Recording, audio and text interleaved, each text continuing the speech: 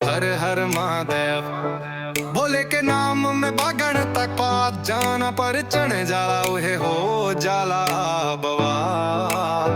मुखड़ा भोले बाबा के नाम में त्रास चगल बा, डमरू के धुन से दिल हिलल बा, गंगा जैसन शीतल बा ओकरा बात। भोले के चरण में मिलल हसौगात, अंतर करा के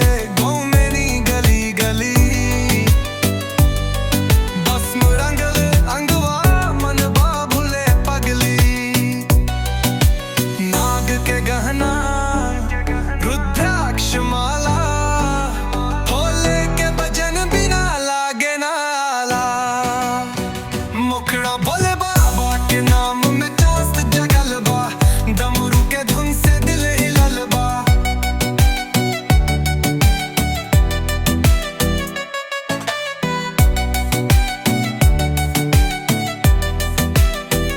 अंकरा कैलाश के राजा अवगढ़दानी, भक्तन के रखवाला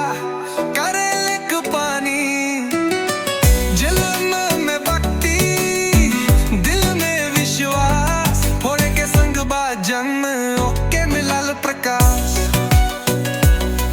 हर हर महादेव के नारा लागल, भोले के तास में सारा जग जागल।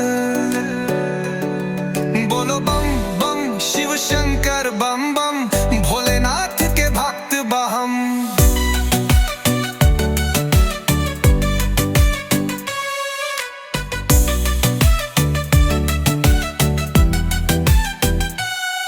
महादेव के नारा लागल, भोले के पास में सारा जग जागल। बोलो बम बम शिव शंकर बम बम, भोलेनाथ के भक्त बहम।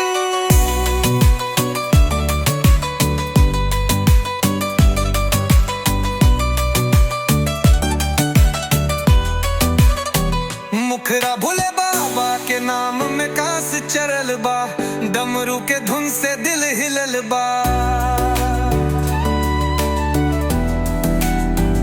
अंतराई काला के घूमे नी गली गली, भस्म रंगला अंगवा मन बा भूले पगली। गलाश के राधा भौगरदानी, भक्तन के रखवाला करे लक पानी। जिल्म में भक्ति दिल में विश्वास, भोले के संग जमन होके मिलल ब्रिगाड़। हर हर महादेव के नारा लागल, भोले के त्रास में सारा जग जागल। बोलो बम बम शिव शंकर बम बम, भोलेनाथ के भक्त बा हम।